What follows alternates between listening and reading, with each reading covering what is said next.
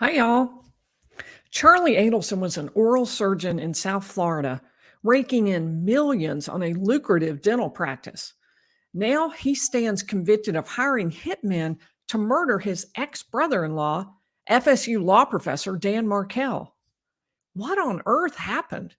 At the time of the murder, Charlie Adelson was dating Katie McBanawa. Her former boyfriend had connections to the criminal world.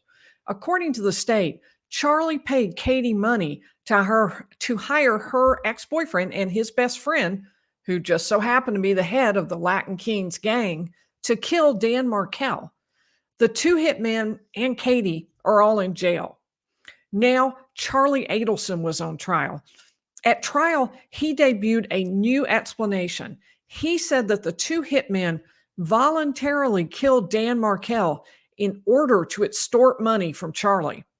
Here are the top 3 reasons I think Charlie Adelson was convicted, in reverse order. The number 3 reason was that Charlie had a motive to kill Dan Markel, although to be honest, it was a pretty poor motive. According to the state, Charlie's sister Wendi had gotten divorced from Dan Markel the year before the murder. The divorce was bitter. The couple even fought over a tennis racket, but nothing about it was more bitter than the argument over custody.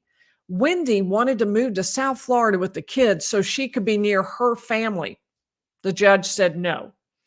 The custody battle became so bitter that Dan Markel filed a request to keep Mama, Donna Adelson, from unsupervised visitation with the kids. He said she was bad-mouthing him. Mama Adelson got so upset that she suggested Wendi convert the kids to Christianity just to get back at their conservative Jewish father, even though both families were Jewish. And when Mama Adelson got upset, the prosecution argued, Charlie acted. Let's view a clip from Could the defendant have cared enough about his sister's marital problems to commit murder? Maybe, maybe not. But if he didn't, his mom certainly cared enough with both of them. And she was in his ear all the time. In defendant's own words, you can't have a miserable mom.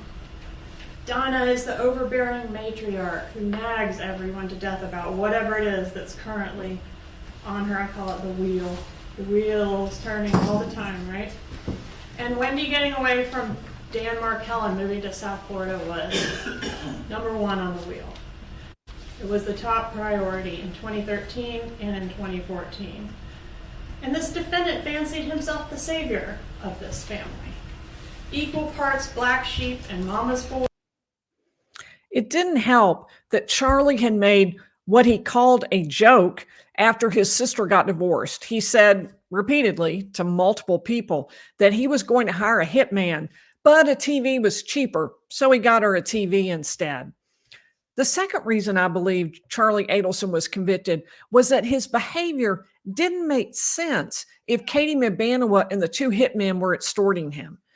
Even though Charlie and Katie broke up around the time of the murder of Professor Dan Markel, Charlie's relationship with Katie McBanawa stayed friendly for years, even after they broke up. Charlie gave Katie gifts and helped her, even after she supposedly extorted him. Let's watch another clip from the trial. Defendant's explanation for all the love texts with Catherine McBanawa is that he felt sorry for her. He felt she was in the same position that he was in, being manipulated in the same way that he was. But the fact remains, folks, that she's taking his money. She's connected to the guy that's extorting him. She's connected to the guy that killed his brother-in-law. It defies logic that he would then proceed to grow closer with her. An undercover after the state also extracted some useful information about how Charlie reacted when law enforcement executed the bump. After law enforcement was approved to do wiretaps on Charlie and Katie, they executed a bump. An undercover agent posing as a Latin King gang member approached Mama Donna Adelson on the street and handed her an article about the murder of Dan Markel. The agent told Donna that he knew the Adelson family was taking care of Katie and one of the hitmen, and now the family needed to take care of the other hitman too.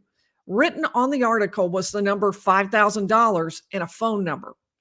Donna immediately called Charlie, but she was talking very cryptically. She said the man mentioned Charlie's ex-girlfriend, but apparently, because she was being cautious, she never gave a name. Of course, Charlie and his mother had no way of knowing that Charlie's phone already had been tapped pursuant to a warrant. So law enforcement knew that even though Charlie had had several ex-girlfriends since his relationship with Katie Medbanawa, when the bump happened, the first person he called was Katie Medbanawa. The state says the fact that he knew to go to Katie was a dead giveaway. Charlie insisted that he called Katie because she was the only one who had extorted him. But it was hard to understand why he associated her with extortion, yet was still so friendly with her. It made more sense that he was keeping good relations and showering her with gifts because she knew a secret that he had hired the hitmen through her. And Charlie's behavior was sketchy even outside of his relationship with Katie. One of the telltale points, the state argued, was that when the federal government tapped his phone, he talked in code.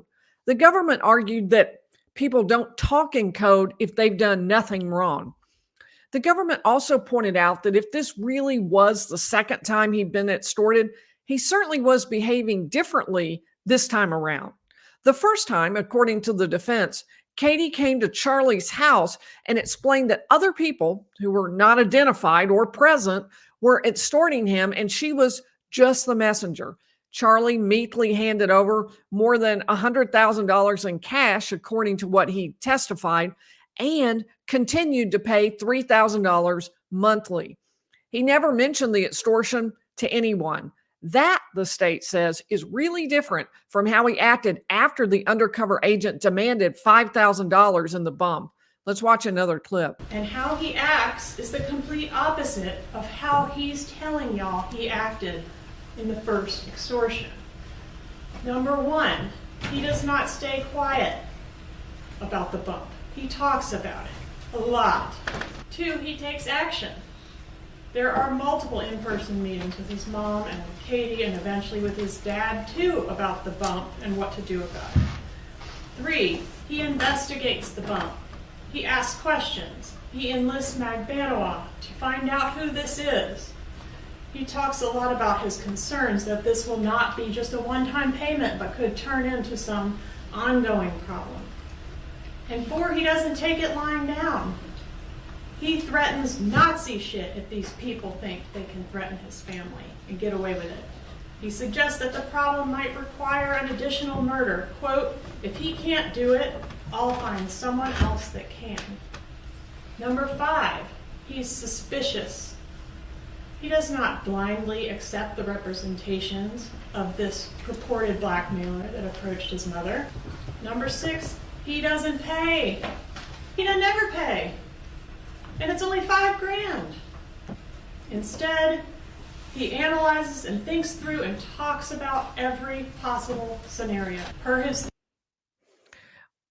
And my personal vote for the number one most important reason why Charlie Adelson was convicted is that Charlie never managed to clearly explain why Dan Markel had to be killed for the extortion to work. Charlie explained that Katie Medbanawa knew that Charlie kept a large amount of cash in his safe. But if she wanted that cash, why not just rob Charlie? She wouldn't even have to be directly involved. She could just send her ex or a member of the Latin Kings gang to point a gun to Charlie's head and demand his cash.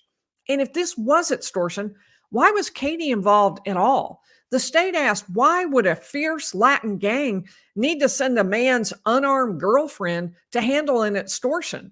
Wouldn't you prefer to have someone scary or a threat or maybe guns? Where was the threat? The state asked. Let's watch one more. The killers drove to Miami twice to kill someone they'd never met and had no motive to kill in hopes that Charlie Adelson would, one, not report them for murder, and two, would instead agree to give them large amounts of cash at that time and on a payment plan over the next years. Other than failing the smell test, there are a few specific problems with the defense theory. One, how would the killers have known where to go to kill? Markel? How would they know who to kill? How could the killers have known that Dan Markel was scheduled to leave town the day after the murder? 3, possibly the biggest problem, the theory itself makes no sense. Were they just hoping that this would work? We're going to go all the way up there and kill somebody and maybe they'll give us some money. If they were going to confess to doing the murder to Charlie Adelson in order to try to get money, why not just put a gun to his head and take his money? Why not just rob and or extort him with the threat of death by Latin King? That would save you the trip and the murder rap. And that led to another problem with Charlie Adelson's extortion explanation. According to Charlie, the initial demand was for $333,000, and he only had $136,000 in cash. Although he paid $3,000 a month to Katie McBanwa after that, he said he was told that he would still owe the remaining nearly $200,000. Paying $3,000 a month would not make that debt, if you will, go away. The $3,000 a month was more or less interest. So why did nobody ever come to collect that remaining big amount that he owed? In the end, the jury agreed with the state. The defendant is not a victim. He's a criminal. He's wealthy, he's smart, and he's successful. But he's a wealthy, smart, successful murderer. Please like the video and subscribe for breaking news on the legal cases that everybody's talking about. And I'll see you in the next video.